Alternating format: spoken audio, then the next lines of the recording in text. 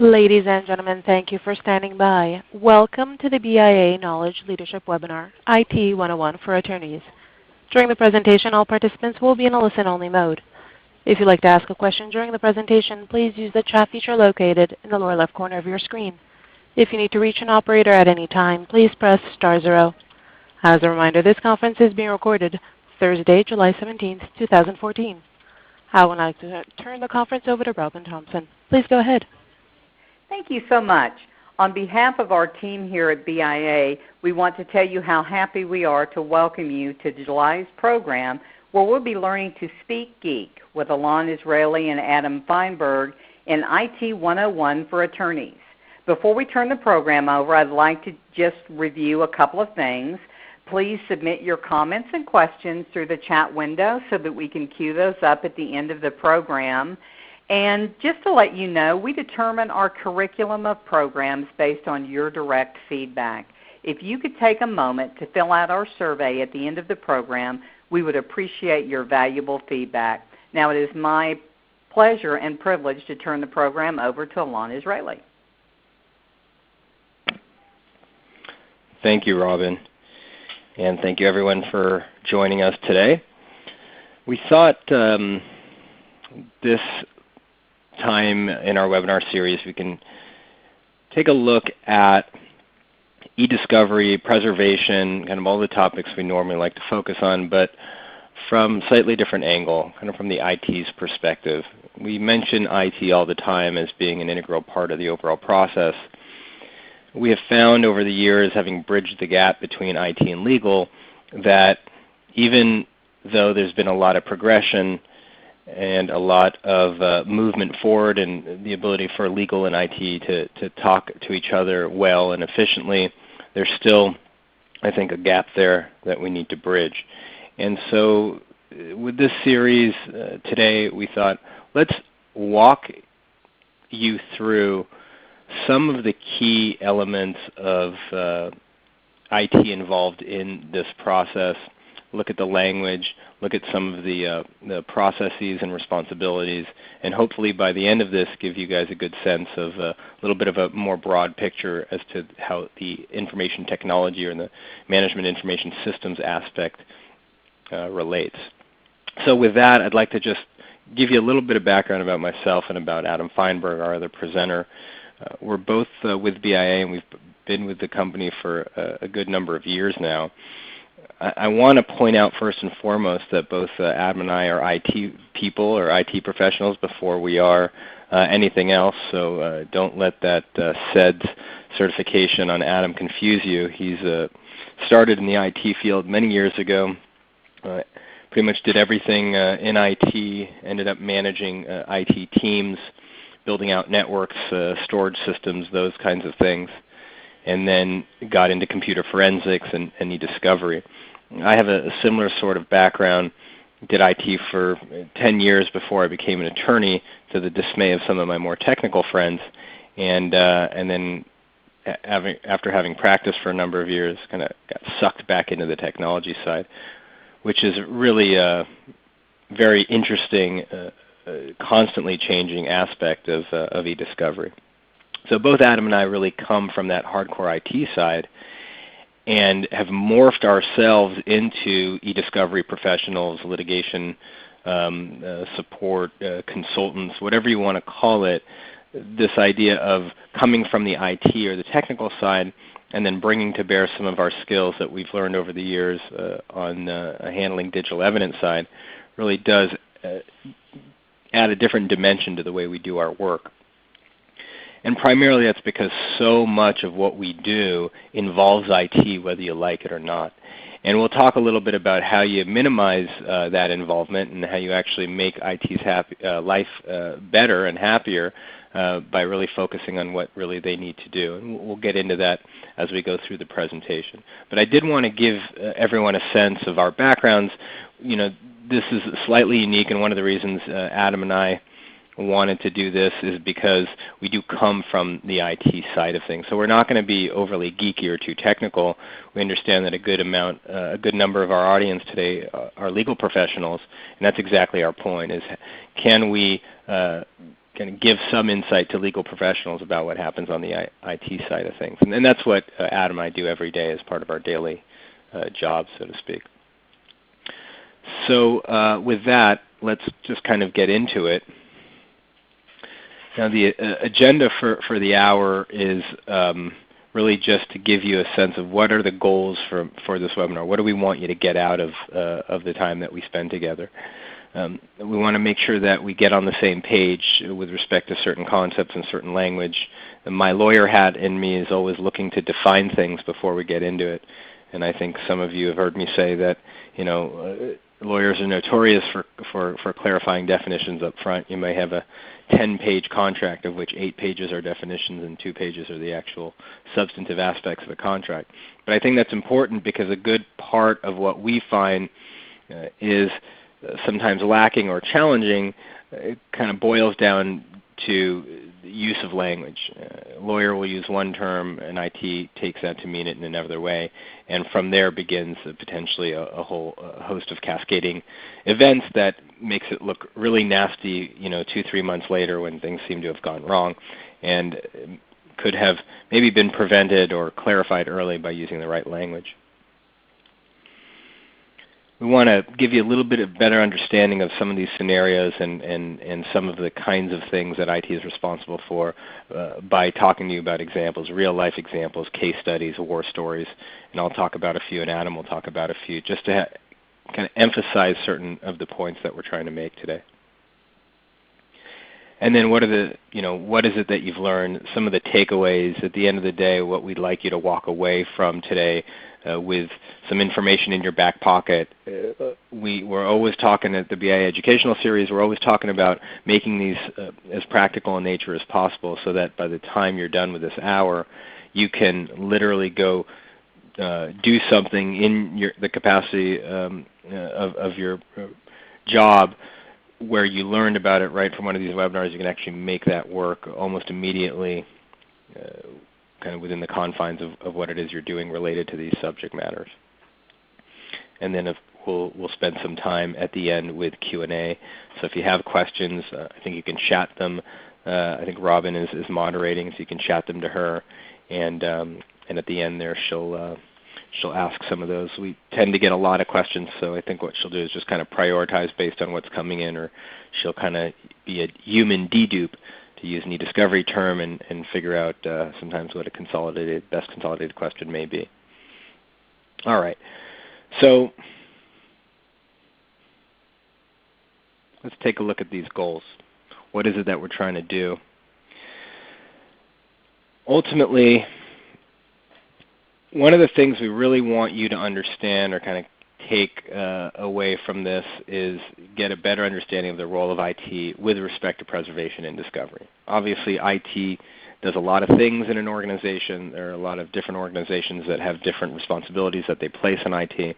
We're going to try to focus our discussion today on those tasks, those activities related to legal data preservation and discovery activities.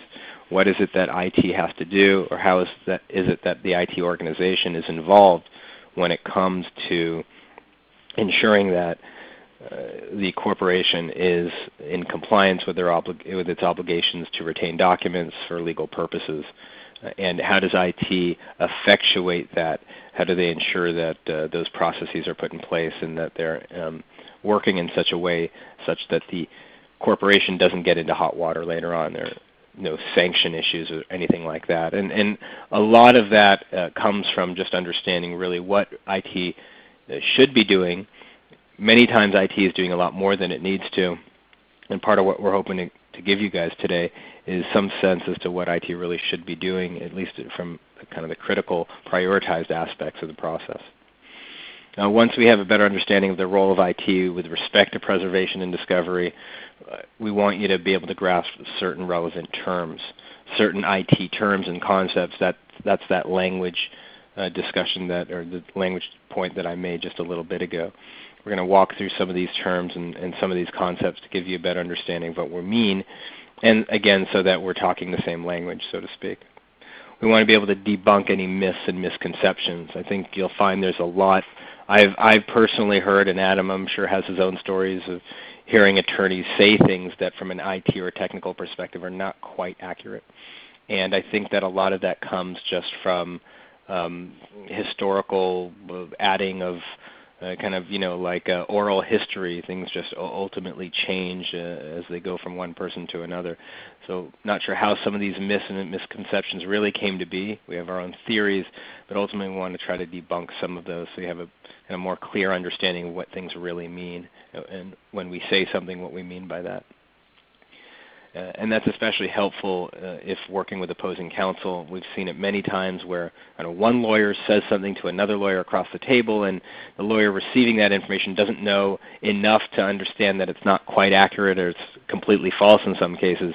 And so they may go along with something, and only later, once they've hired experts, they've brought people in from IT or from other kind of the technical areas, do they realize that, hey, wait a minute, that shouldn't have been the case, or we shouldn't have followed that route because this is actually not true. So we'll talk a little bit about that stuff. And then ultimately want you to learn how to minimize the burden on IT. IT are juggling a lot of balls. There's a lot of moving parts, and they have a lot of responsibilities. We'll talk about how also some of these IT budgets have been stretched over the last few years.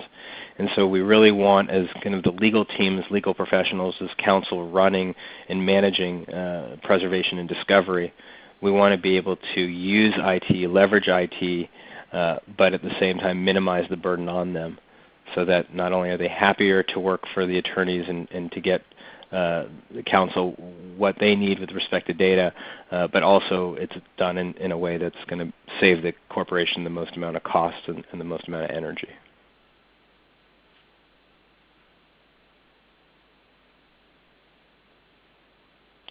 All right, well, let's start then with understanding the role of IT in preservation and discovery. Without simplifying it too much, and again, I'd like to remind everyone and disclaim that both Adam and I come from the IT space, and that's really where our first passion lies. But sometimes it's easier just to simplify things, and at the end of the day, IT is really in charge of managing the pipes. They are there to ensure that the systems are running, that everything is going as planned with respect to the back end of information systems, and that's that second point there. IT keeps the systems humming. The first point, which I kind of skipped over, but I'll talk about because it's really a big focus of what we want to discuss with the role of IT, is that IT is specifically there to support the business units. IT is not there to be a part of the business process, but they're there to support the business units with respect to that piping, to that back end. And so that means that IT is there in order to ensure that servers are up and running, that software licenses are updated and patched, that users have access to all the right areas, that the systems that are in place follow all of the policies and processes of the corporation from an IT security, information security perspective. IT is really there to ensure that everything is set and ready to go so that information can flow efficiently through the organization, and so that the business units can actually do what they need to do in order to create their activity, profit, revenue, operational aspects of the company, whatever it is that they need to do. They do that knowing that the systems underlying their work are intact and running well. It's no different than you as a homeowner not worrying about the fact that maybe you're not going to be able to have hot water today if you turn on your faucet. If you live in any westernized country, you turn the faucet on, the hot water will come. Same thing is true for a business unit relying on IT. A business unit is there, it understands that ultimately when they turn on their computer and they go to check their email and they go to use their CRM, that everything is working in the right way, and that they can kind of do their work without having to worry about the systems that are underlying or supporting that work. So these two are kind of are linked in that the IT organization is really there to support the rest of the organization so that they can do their job. And IT does that primarily, or in large part, by keeping the systems up and running. IT is content agnostic. This is where lawyers and kind of the eDiscovery side of things start to dirty things up, because for a long time now and currently, many organizations rely on IT beyond just the management of the underlying systems, but they rely on IT to actually act as part of the subject matter personnel that are working on the business process. And so, for example, organizations will have IT do keyword searches of data once it's been gathered, or maybe they go into an email archive system and they have IT do keyword searches, and before you know it, it turns into this iterative process where you have an IT person and a lawyer who are working in tandem in order to pull data and cull data, and everyone thinks, hey, this is great, we're being really efficient and we're getting this thing done, but ultimately what you're doing there is you're starting to pull IT into the content side of things, and that can be dangerous because IT's mandate in general is to not get involved in the content. Now, that doesn't mean that IT is not there to support the application level of things. So IT may support the hardware, the servers, the operating system, but also, say, the application that an organization or a business unit may use. Say it's a marketing department, they have marketing software. Maybe it's IT that supports ensuring that that application is up and running, but ultimately the marketing department is responsible for the input of the data and the content inside of that system. And eDiscovery or lawyers pulling IT into the mix, and it's understandable that it's happened that way because we're in an interesting situation in that we need to get at data across the organization. It's not necessarily true with other business needs, but with litigation, regulatory matters, eDiscovery, so to speak, there's a unique set of business needs where the legal department, one department in the organization, needs to access and touch potentially every system in every department that's out there, depending upon what may be going on legally. So you could see why it was natural that IT got sucked into kind of the subject matter, the substantive aspects of the business process, even though IT really should be content agnostic. So one of the things that we're going to talk about is how you keep IT out of the content. And there's solutions you can put in place to do that. There's processes that you can put in place to do that. That's always a smarter thing. It's also good for insulating IT from testifying and being deposed, because ultimately then IT is really just responsible for what they're already responsible for in the organization, which is to ensure that those pipes are humming and that the systems are up and running well. And another thing to understand, which depending upon the organizations, I have found in my experience that many lawyers don't really get this, which is IT is not a custom development organization. IT is not there to essentially write little tools and little programs that will ultimately make the eDiscovery process go more smoothly. And we've seen many times where an attorney, sometimes it's outside counsel, sometimes it's someone inside, works with someone in IT in order to try to create some homegrown process to try to solve some problem that either there's a very inexpensive, efficient commercial solution already that they can take advantage of, or they have the right idea, but they have the wrong implementation, and that ultimately ends up creating liability issues for the organization later. Now, I give the IT organizations credit. They want to help the business units. They're there to make life more efficient and easier for people.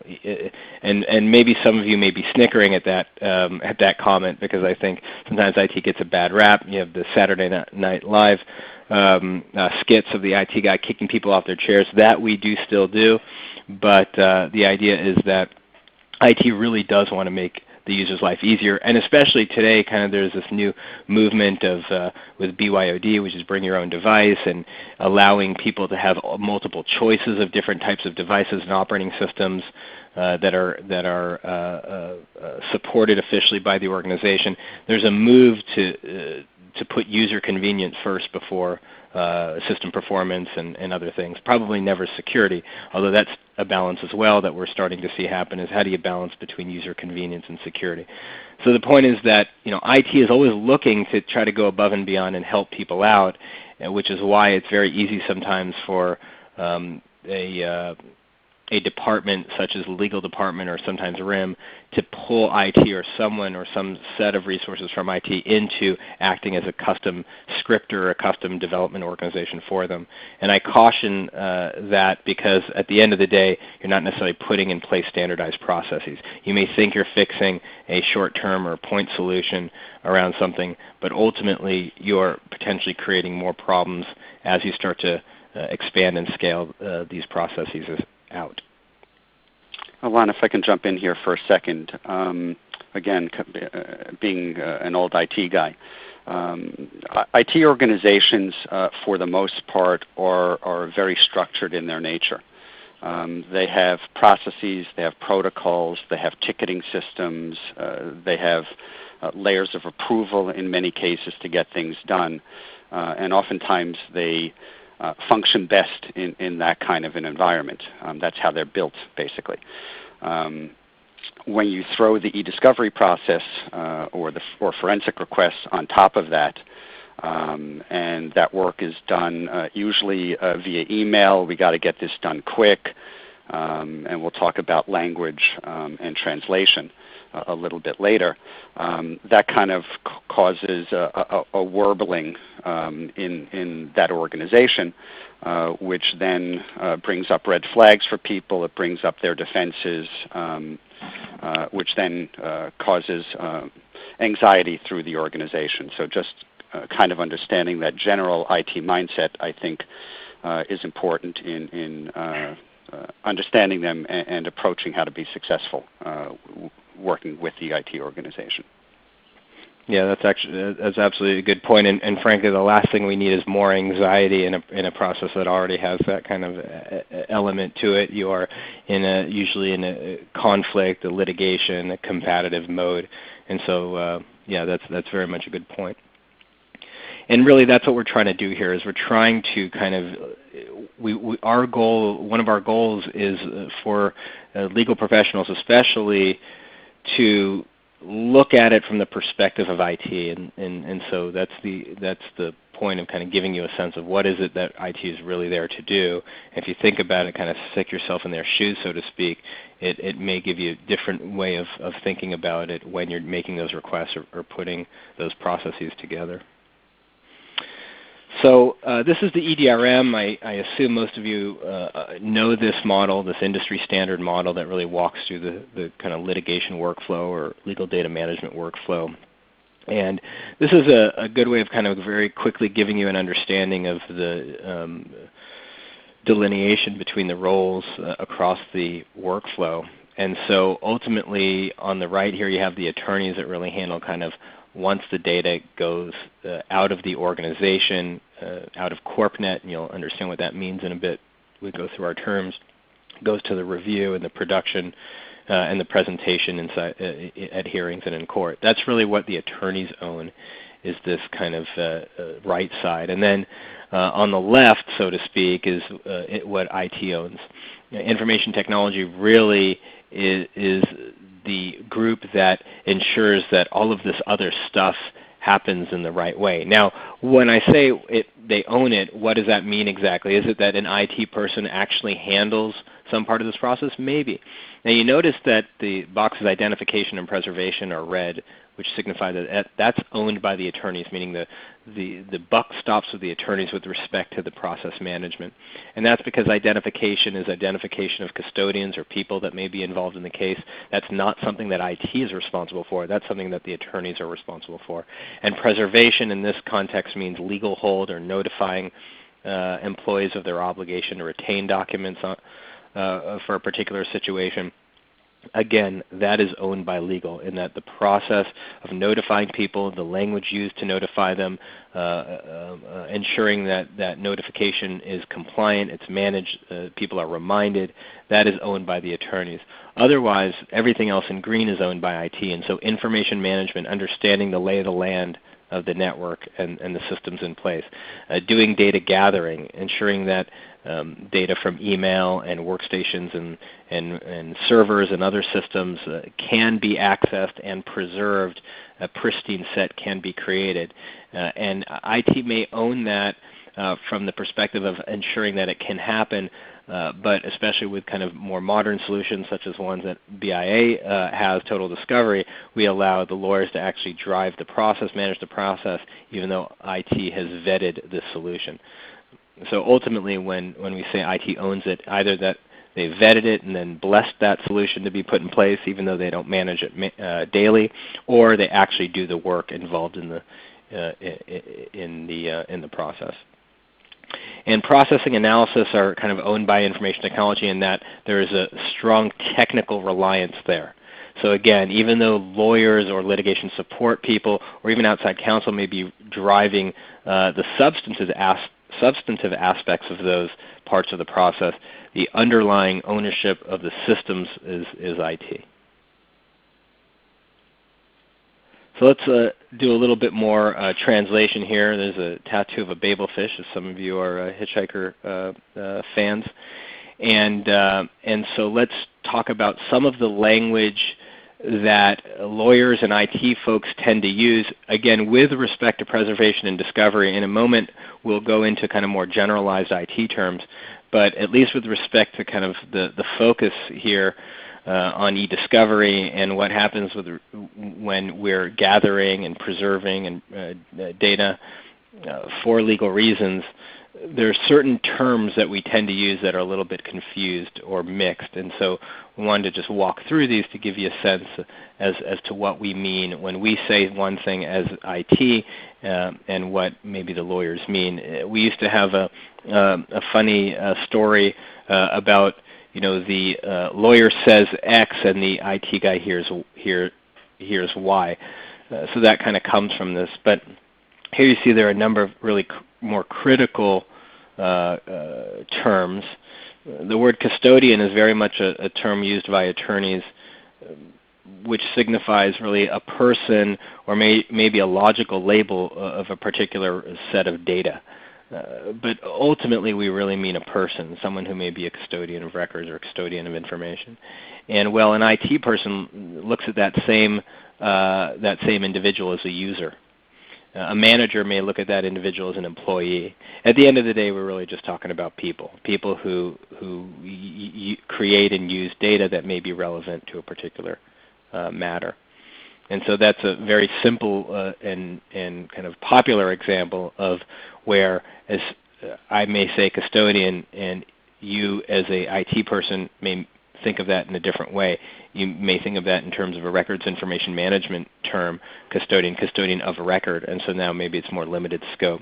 And so again, I tend, when I'm speaking to both attorneys and IT folks in the same room, to just lay out my language. So I'll say something like, well, for example, we have a list of custodians, the users that we're going to have to gather data from. So I'll say things like that. I'll use language like that. I'll parentheses my statements in order to help the conversation along. Legal hold, from an attorney's perspective, this kind of runs the gamut. So I've talked to attorneys and asked them kind of a fun question I like to ask attorneys, litigators especially, and also in-house attorneys, what does legal hold mean to you? And I get all kinds of answers. At the end of the day, legal hold is really this kind of more broadly defined concept of someone has been notified of their obligations. IT tasks have been suspended that may potentially delete data inadvertently, and copies of data have been set aside as pristine sets. And so when we say legal hold as attorneys, we may mean that. We may just mean the notification side of it. I've had attorneys, when they say legal hold, they really just mean the issuance of a preservation memo or something like that. And so when we talk in terms of legal hold, the IT person really, from their perspective, the important part is to understand that really does include ensuring that certain tasks are suspended, because that's what IT is responsible for. So when a lawyer says legal hold to an IT person, that person immediately should be thinking, oh, that means that the people who have been notified that they are on hold, I need to make sure that there are no automated IT housekeeping tasks that may just be deleting data or altering data in major ways. And so whatever that means to suspend tasks, that's something that the IT person immediately should equate with a legal hold. And then the other side of that is once those tasks have been suspended, how do we ensure that we actually have a copy of that data to be used later by the attorneys possibly for prosecuting or defending their case. And so again, legal hold from an attorney's perspective may be focused, may be broad, but from the IT's perspective it's really about what are the specific things that the IT person has to do in order to effectuate that legal hold. Documents, I love to say that only lawyers can take a word like data and turn it into 3 long words, electronically stored information. But ultimately when we say ESI, when we say documents, we really just mean data or information. And I tend to jump around, so I'll say documents, I'll say data. And then this gets even more complicated when you're talking to RIM folks or IG professionals, information governance professionals, because they have very specific definitions of the word record as opposed to the word document. Now, data and sources, Alon, I'll jump in here for a quick second. Adam, and then when you talk to a custodian, sometimes it's just easier to ask them where they keep their stuff, right? Yeah, exactly. And what Adam brings up is something that we try to follow at BIA all the time, which is when we talk to custodians, we try to use as plain English as possible. And that's true when we advise our clients around their legal hold memos.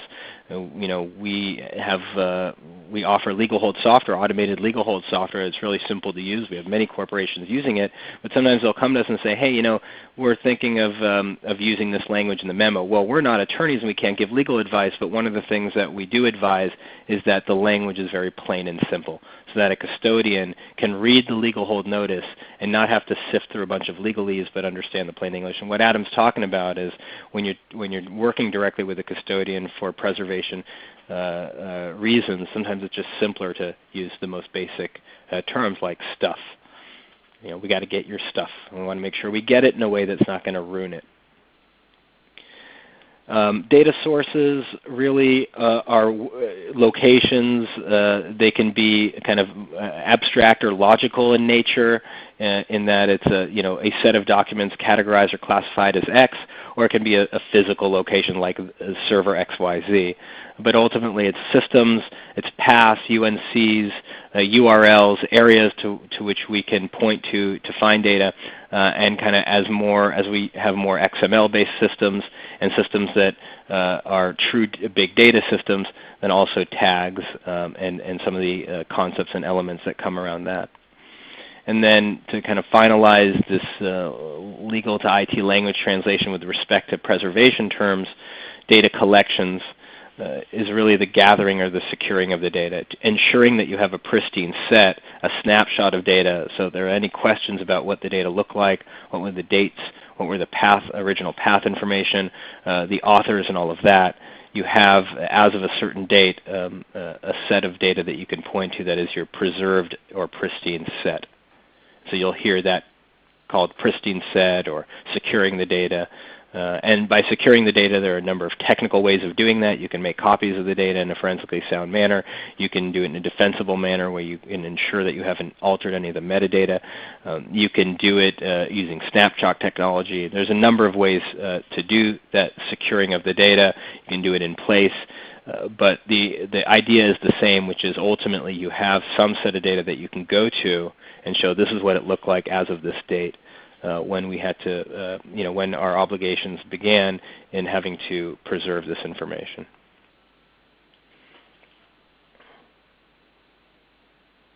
All right, so let's get into concepts and terms.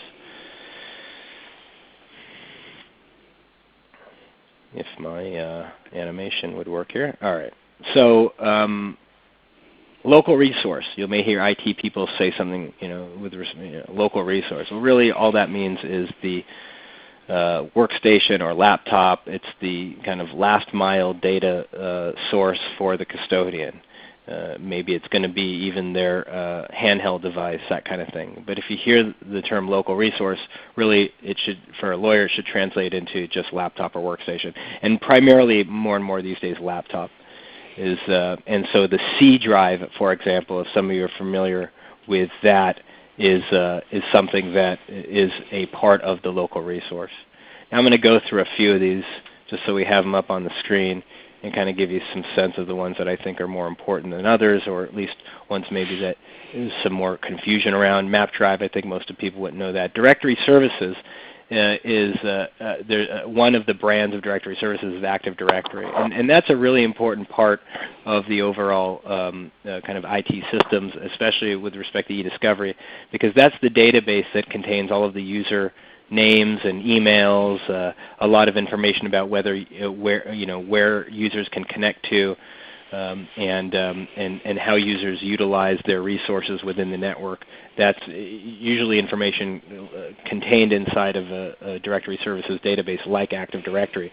And so from an eDiscovery perspective, that's a great information source in order to determine kind of the authoritative information like someone's email address, someone's title, location, especially with respect to legal hold and preservation.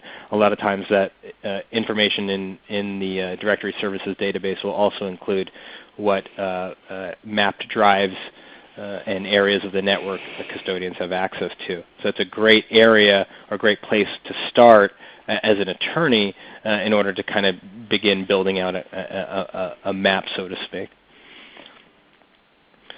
CorpNet, you've heard me say that. That's really just, when I say CorpNet, I mean that's really the totality of the company's information systems. Adam, you want to talk a little bit about system repurposing and kind of what that means in the overall scheme, and frankly, if there's any others on there, maybe imaging you want to touch on as well.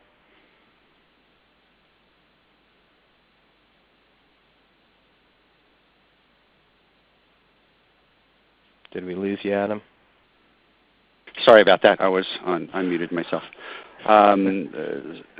System repurpose can be a few things. One is when an organization does a refresh on equipment, and I get a new laptop, and we didn't get a lot of them, but I want to move my computer to somebody else.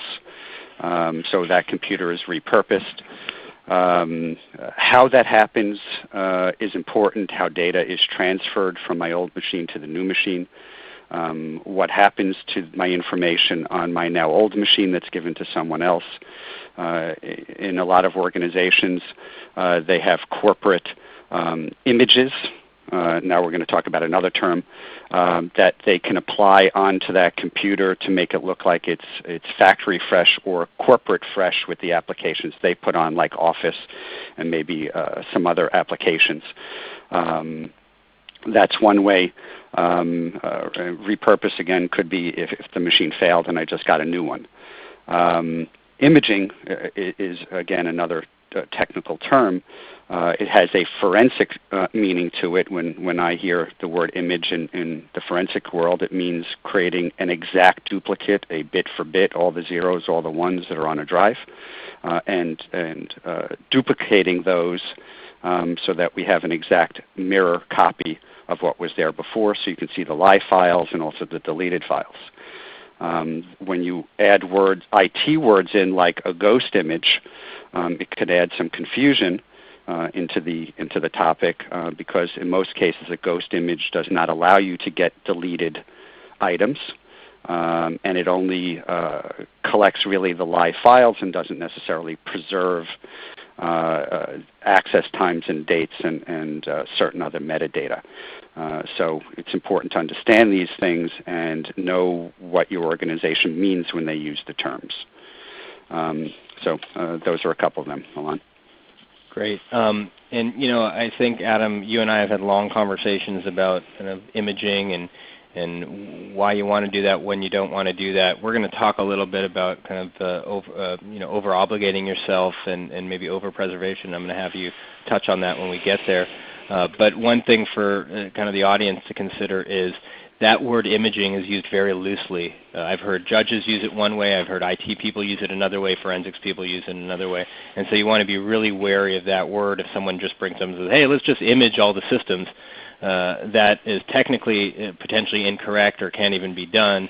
And secondly, it just makes it more ambiguous and And part of what we're trying to do here is be as focused as possible with our language and as narrow as possible that we can with our scope in order to ultimately save energy, save time, and save money.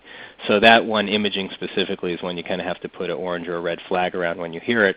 And sometimes it's helpful to just go to an expert or a resource that you know can help decipher what is specifically meant.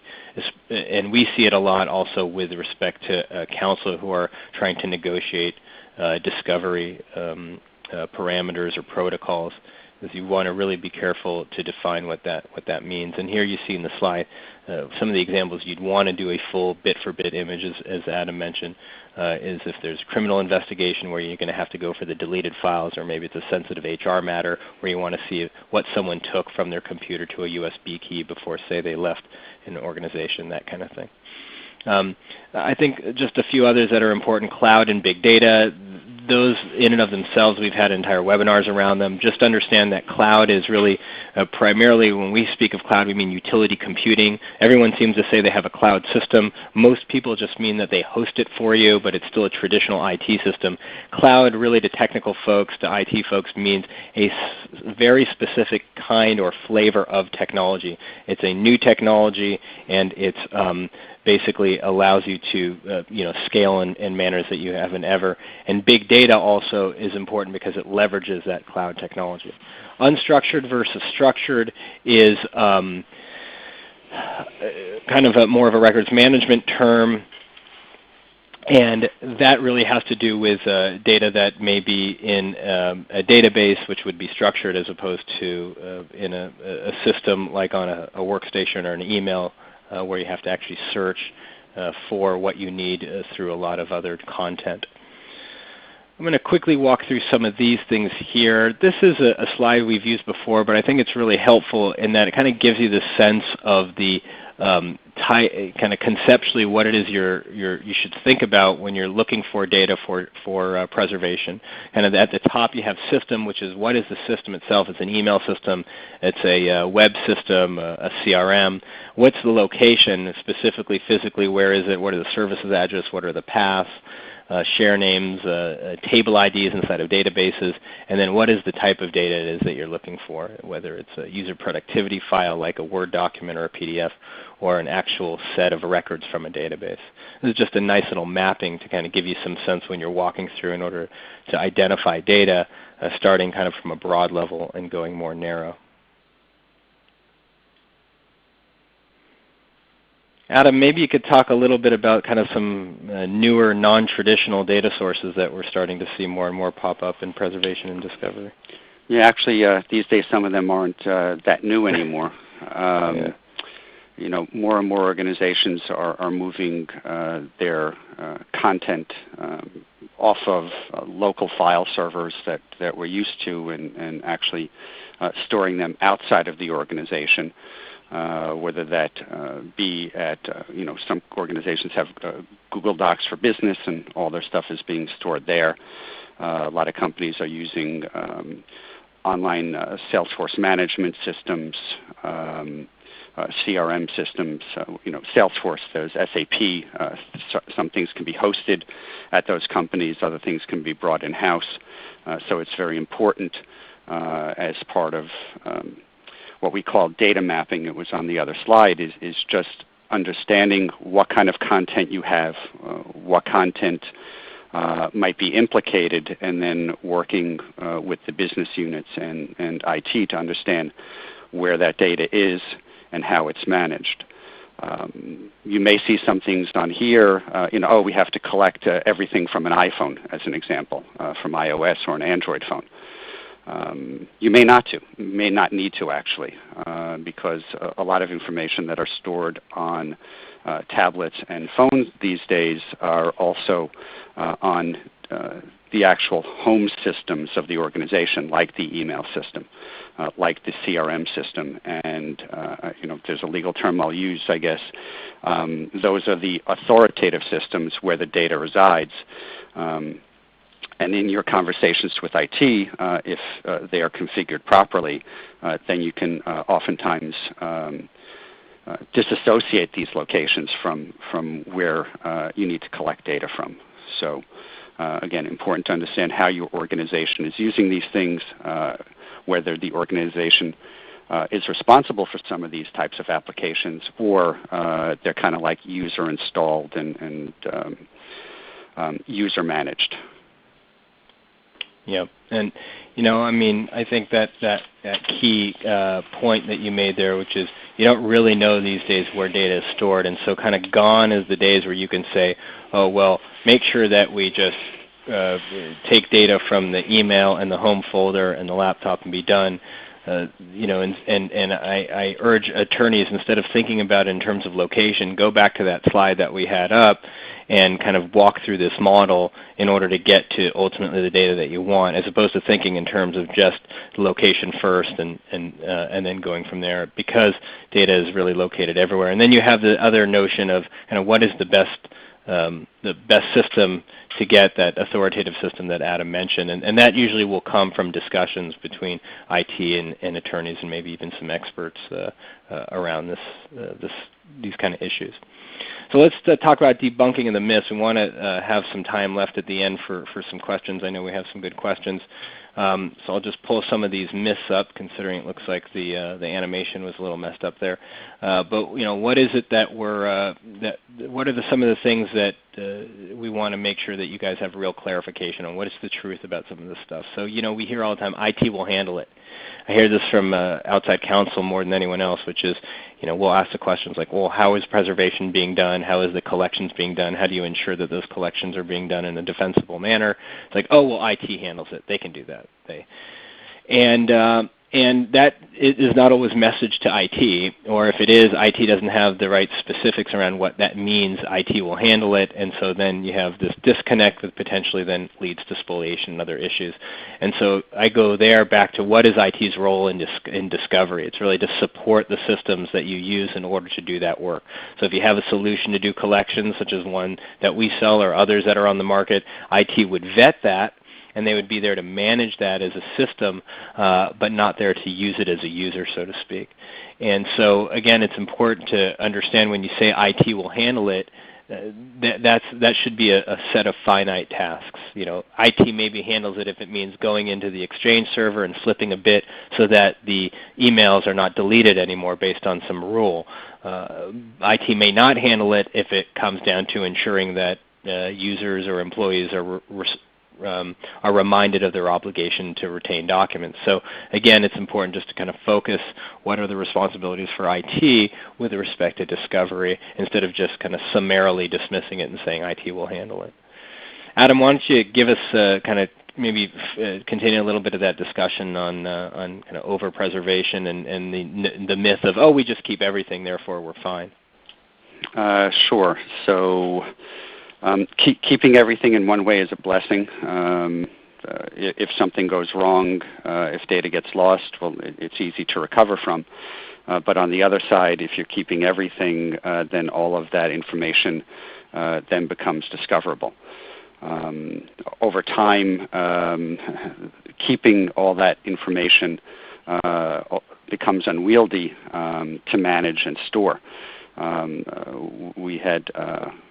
We've seen in the past where outside counsel or counsel gives a mandate to IT to not repurpose backup tapes because they think that's the best tack to do, and IT kind of follows that mandate over time. And then before you know it, 3, 4, 5 years down the road, IT has 10,000 backup tapes that they're managing. And then, another case comes down and information might not be available anymore for certain people or locations, and now you have to start talking about going back to tape to recover that information. Becomes very expensive to do that. We image everything. Well, if you image everything and real imaging, forensic imaging that I talked about before, copying everything that's on a drive, then it's very difficult to make a case that you can't go after deleted information on those drives, because you've already taken the first major step to preserve the locations that contain that deleted information. So you kind of negate a burdensome argument, and in most litigation, we're going after live files anyway. If it's not a criminal case, if there's no proof that there's been spoliation or mass deletion, then you don't even need to do that. So that's what things that over-preservation can do to you. Yeah, and I think that you made a good point that you kind of lose that, you relinquish that very powerful burdensome argument. Instead, really all you're left with is a cost argument. And you and I have both seen situations where the other party says, "Okay, well, no problem, we'll pay for that." And now that you've thrown that argument out of the window as well. So I would say that maybe 10 years ago, keeping everything was kind of the cheapest, easiest way to do something. In today's modern eDiscovery environment, it's very much the last thing I think you want to do. I'll quickly touch on this notion of we have an email archive, so we're fine. I think what happens, a lot of people think, well, all we have to do is go to email. They forget that email is just the tip of the iceberg. There are a lot more data sources than just email. And especially today, as parties are becoming more savvy, they're asking those questions. They're definitely asking you to preserve data from other areas besides just email.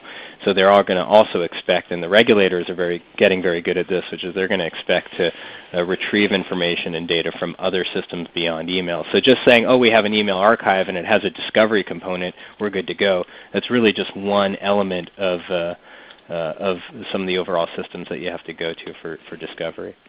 And then that last one, IT has tools for that. That's really kind of similar to that top one, which is IT will handle it. You'd be surprised. IT usually doesn't have the tools you think they do. And in fact, many times they're very happy to hear that there are tools that they can get and implement that are cost effective and kind of give them that defensibility. So don't just assume IT does. Many times IT has homegrown some set of tools, and in this environment that can get dangerous as well. In fact, I think we have a slide on that, although I'm not sure we're going to get too much detail. But keep in mind that you want to kind of stay away to the extent you can from homegrown systems, especially these days that there are so many really well cost-effective and defensible solutions that you can bring into the organization, or at least leverage at a project level. Just a few examples or case studies. We're not going to go through all of these. I'll mention the first one, and then Adam, maybe you can take a couple here that are most intriguing to you. That first one there, suspension of email destruction rules. We've seen it over and over again, and I continue to mention it, which is ultimately when a hold is put in place inside of an organization, one of the first things that needs to be done is to ensure that data is not inadvertently being destroyed. And today, courts are really looking at that, and they're not letting up on that issue. They're not letting companies off the hook that easily as they were earlier, even a few years ago, with, okay, well, you have big systems and a lot of moving parts and a lot of complexity and not the right kind of resources, and so it's okay if you didn't necessarily go suspend some system and now we've lost some data because of it. These days that's not okay, especially when it comes to kind of the low-hanging fruit data of eDiscovery, information in email systems and in document management databases and workstations and that kind of thing. So you want to ensure that there is a process, and preferably even an automated process, so that as people are put on hold, immediately scripts or other tools are run against some of their low-hanging fruit data sources like their email system in order to ensure that the suspension of those practices are happening. Adam, you want to cover a couple more of these and then we'll maybe move into some questions? Yeah, sure. Thanks, Alon. I'll jump into stubbing and link references real quick. This has to do with email archiving systems. Some of you out there may have heard of Mimosa or eVault or some similar email archiving application where after 30 or 60 days your emails in whole kind of disappear out of your inbox to kind of keep your storage tight in your mailbox. But if you needed to retrieve one of those messages, if you double click on it, it may retrieve it, or you have to go into your Outlook toolbar and retrieve it. It's very critical to know in your organization or ask your clients about that, because if you don't and you just ask IT to extract the emails that are in the mailboxes, you're not going to get a lot of email. You'll basically get broken email. I'll address the IT preparedness one as well. A couple of years back, I co-authored an ILTA article called Can't We Get Along? Following the corporate technology model to create a functioning IT, legal, and operations triumvirate. And I encourage you to go to the ILTA site to look for that. It's basically creating a task force within your organization of the key stakeholders, and again, IT, legal, and operations, and now more in many organizations, information governance, just getting together to turn the eDiscovery process into just a normal corporate process, which will make sure everyone is always on the same page, everyone's following the same protocols, everyone knows what the definitions are, and making sure everyone knows what to do and easily facilitate the end goal of the engagement. Okay, great. And that last one there is what I said earlier, avoid that homegrown processes and systems. In today's kind of eDiscovery, commercial eDiscovery environment, there's really no need to go in that direction unless there's a really compelling or custom reason to do so. I just want to quickly walk through some takeaways. This is a slide I use a lot. The secret to good preservation discovery is balancing between defensibility and costs. That's a lot of what you're doing inside the organization, and so to the extent you could work with IT to make that a reality, that's important.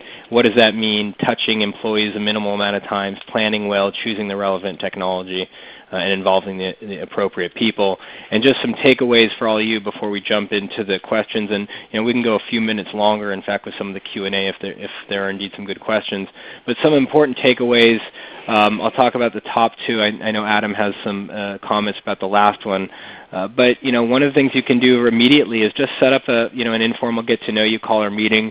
Bring some lunch in, maybe. IT folks always love to eat, and so bring some lunch in and talk from legal's perspective about some of the things that they want to avoid, maybe based on some industry best practices or some spoliation nightmare stories that they've heard.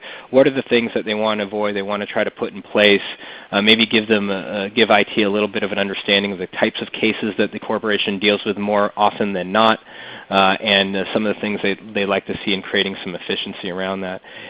In tandem with that, there is the maturity model review. We have a white paper called the Legal Hold and Preservation Maturity Model, which very nicely walks you through determining where you fall on kind of a maturity level. Most organizations should be at level 2 or above.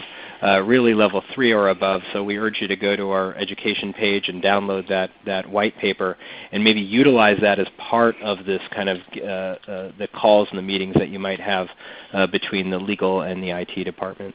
And Adam, you want to talk a little bit about engaging experts, and then we'll go ahead and turn it over to Robin for Q&A. Yeah, sure. At the end of the day, a lot of the things that Alana and I do, we're kind of glorified business analysts. I think we all know what that is within an organization.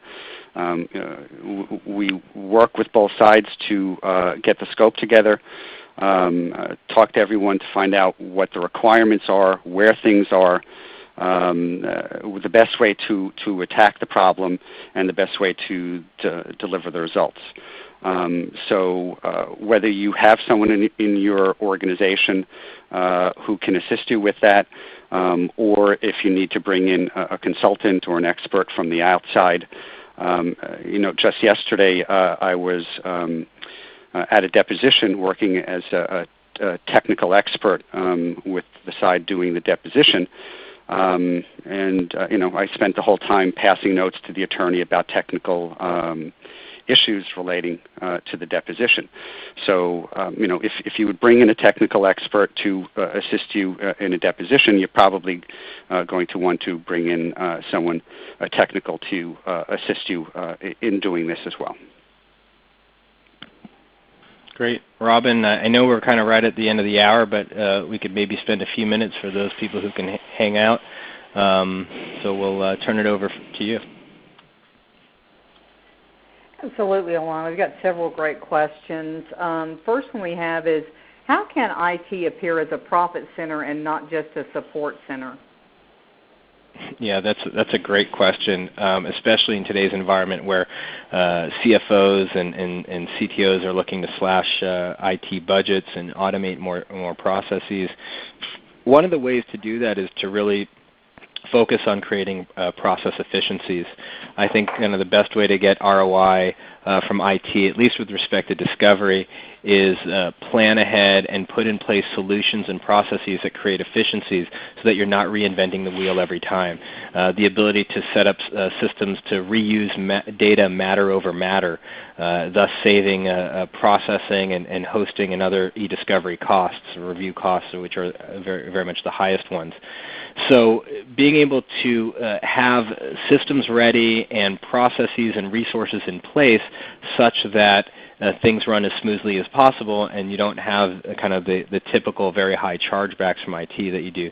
So I don't know if IT can ever become a profit center generally across organizations, but definitely there's an efficiency that can be gained if IT can get involved early and understand kind of better what the business needs are for the legal team when it comes to preservation and discovery.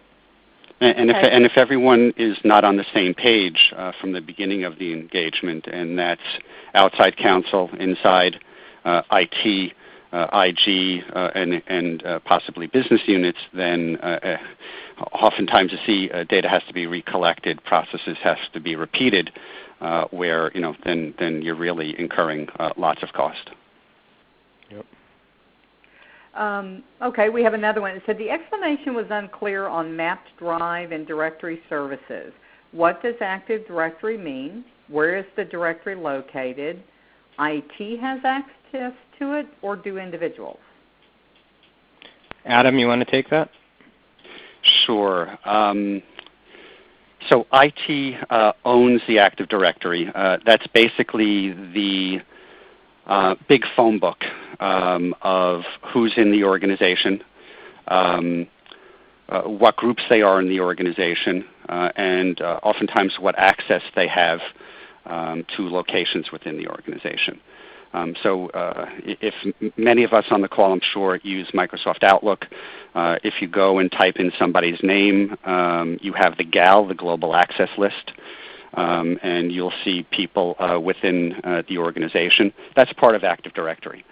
Those fields that are in there, like your address and your business location and mail route and all that kind of stuff, that's part of Active Directory. And oftentimes we mine that information with IT and with outside counsel to understand who's in the marketing group, right? And then that helps us when legal holds happen, which users have to be notified of legal hold, because someone may not pay attention, they may miss someone, they think it's a smaller group when it should be a larger group. So that's basically the big directory about who's in the organization. Mapped drives, I'm pretty sure all of us have a P drive that might be your personal drive where IT recommends that you keep your documents so that they can be backed up. You may have other corporate drives like an M drive for marketing and S for sales. Those are mapped drives. Those are letters that are assigned for ease of understanding by a user. Just put it on the S drive in sales. But on the back end, there's a technical location of where and how that information is stored. My S drive might be different than your S drive. So we try to understand from IT what that back-end location is, so that we're making sure that we're, again, talking the same language of where the data is stored. And I'll just mention that the reason it's important to understand kind of the underlying path, because my S drive may be different from your S drive, is it's not okay to just say, oh, it's John Smith's S drive, that's where we got the data, because the S drive is arbitrarily assigned or potentially could be arbitrarily assigned. And so it's more important to know, well, in John Smith's case, the S drive was, //10.1.0.10/ public or marketing or whatever it may be. And so the point there is that the map drive is really just a pointer. What you really want to know from a discovery perspective is what's the kind of location from the IT's perspective of that data. Alon, we've got time for one more before we close out today. How can a governance or compliance tool or process help to mitigate these concerns? Yeah, that's a great question. more and more we're finding that there are great tools out there that help IT folks and computer forensics folks with automating these systems and putting in place checks so that we don't have to remember to do everything manually. I urge organizations to not just say, oh, we're going to have to go put in some six-figure heavy iron type system in order to manage our information governance and our discovery. There are a number of very good web-based tools, SaaS model solutions. Of course, BIA has one, so I'll give a little plug to ours, Total Discovery. But there are some other ones that are out there that are very good. The environment is still such that you may have to use one or two or three even tools in order to facilitate the entire process. But those tools today talk to each other much better than they ever have. There are standards that kind of data formatting standards that most people are using and adhering to. And so there are a number of good solutions out there to help automate and create efficiencies around these processes, especially solutions that are leveraging cloud, true cloud, so you get some of the economic benefits like flat fees. But one of the things I would say is as you start to think about how do we want to automate these processes in order to minimize the burden on IT, meaning make it so IT is pulled out of the daily tasking of some of these efforts, look at what's out there in the market and think about, is that a technology that could help do what we need to do around X, Y, and Z? And likely you'll find there's technologies that you can get started really quickly, they're really inexpensive, and they fix a problem very well. I have found that a lot of organizations are still in this mentality of, well, we want to have a discovery initiative, and it takes months and months or sometimes years in order to put something in place, when instead they should just be focusing on kind of their top 3 issues, and likely there's some good, inexpensive, commercial, defensible solution that they can implement in order to solve those, and then over time figure out kind of what are in broader strokes, what they want to do around a greater IG initiative or discovery initiative. But yeah, definitely there's good software out there. Look at it before you just start to implement these kinds of things. Well, thank you very much. On behalf of the team here at BIA, we'd like to thank all of you for attending our July program. We look forward to seeing you back with us on August 21st when our topic will be information governance and the law firm. You'll each receive an email that has a link to the Legal Hold Maturity Model White Paper that Alon spoke about and the IT glossary that is the takeaway for today's program. I'd like to thank Alon and Adam for being with us today, and would like to ask you to answer our brief survey as you exit today to help us continue to improve our programming. Thank you so much, Alon and Adam, and thank you all on the call. Thank you. Thank you, everybody.